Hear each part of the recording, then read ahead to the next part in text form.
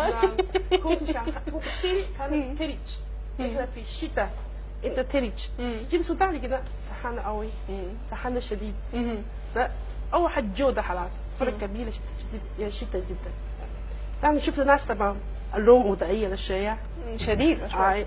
بعدين السودانيين طبعا ظريفين. انا اول جيت السودان انا قابل اكثر من أعرف ناس ممكن بس صحيح طبعا احنا ساكن في شربات. اخر زوجي كله سلم علي، انا بشوف ناس ماشيين. انت قلتي ناس الحله هسه ولا انا متخيلاه سمعتها كده. بقول ناس الحله ناس صحيه ناس صحيه كله ماشي مش المهم ناس فاهم يعني. طيب يعني طبعا فيعني يعني جسيمة انا جيت السودان عشان الجسم دي جيت السودان. جسمة. طيب هي الجسمة ممكن احنا لما جات سلمت علينا يا سركتي كان ملاحظ انه انا متخيله حنتكلم باللغه الفصحى او بكذا، فلقيت السلام كيف تمام ملحن لحن سوداني تماما يعني ما في اثنين ثلاثه. ما احنا بنقول لك مساء الخير عليكم، ويعني شايفك اخذتي مننا بس اللون الاسمر ده ما شفت مننا اي حاجه. احسن حاجه فينا شفتيها ما شاء الله. طبعا وبتحبي تحديدا نور الجيلاني؟ طبعا انت هو طبعا صاحبي حقيقة.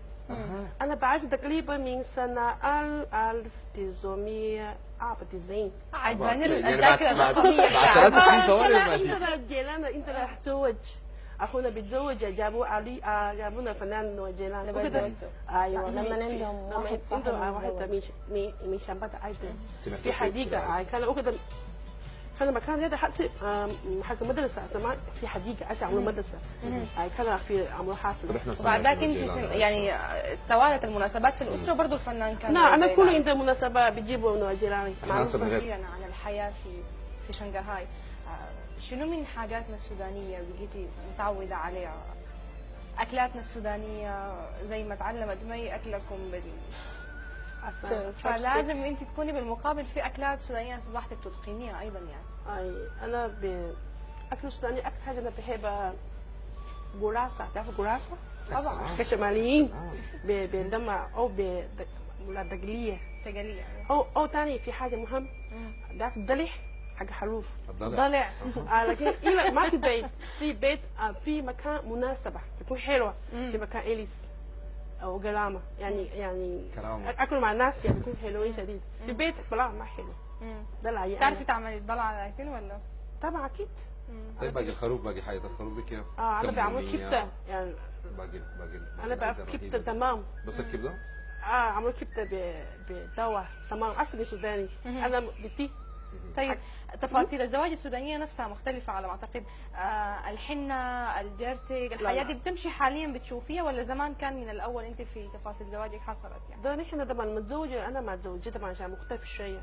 نحن كان هو جابوا يعني شهاده عزاب حكومه طلب من اي يتزوج مثلا بنت جيبوا شهاده عزاب كويس مع بطاقه شخصيه. زوجي ايضا يجيبوا بطاقه شخصيه معه شهاده عزاب. بعد كده حكومة ادينا الشهاده. بعدين احنا مشينا مسجد اخذوا قسيمه قسيمه بعرف والله سمعت بها. سوري بس يعني ما حاجه ما شفتها. بعد كده طبعا في بالشهاده زواج سنيه حكوميه انا شهاده قسيمه.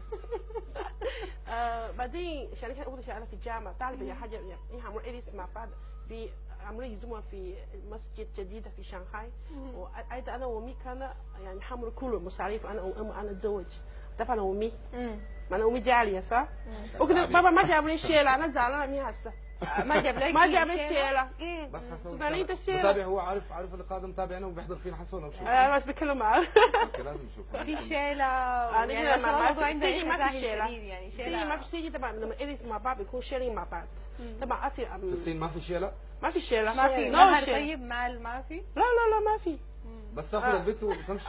بيت لكن كمان دقيقة. ولد تجيبوا تلفزيون بنت تجيبوا ثلاجة يعني مع بعض. مشارك زوجي مشاركين شديدا ما لي سوداني أنا عرفت السودان أولادها تعبانين كيف؟ مين يقول حيلة الشيلة صح؟ كل شيء.